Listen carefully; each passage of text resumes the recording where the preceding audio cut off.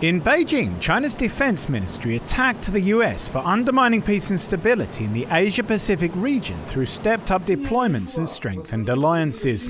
Spokesman Yang Yujun was speaking to reporters on the release of the ministry's annual white paper. There's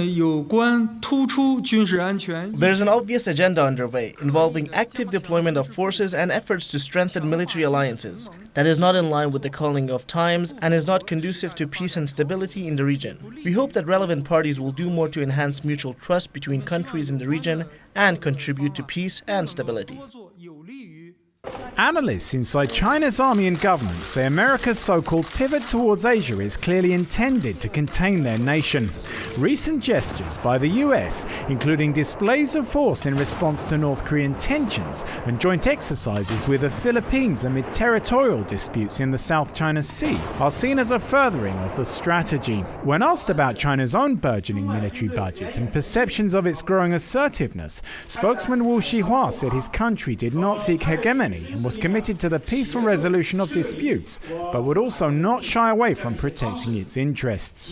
He would not say if that meant there would be more Chinese deployments overseas.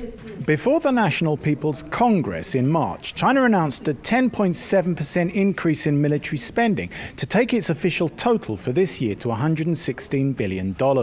That makes its budget the world's second largest, although the US in first place still spends 5 times as much. While America's huge government debt is forcing it to make cuts, experts say a doubling of China's military budget is foreseeable.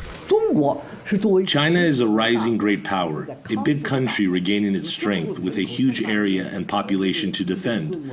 For a middle-income country such as ours, an appropriate outlay per soldier would be $100,000, which is half of what Japan spends now. That would give us a total budget of $230 billion, which should be achieved in several years. According to the Stockholm International Research Institute, global military spending in 2012 declined for the first time in 15 years, although it rose in Russia, China and the Middle East. Stephen Rebay, Press TV, Beijing.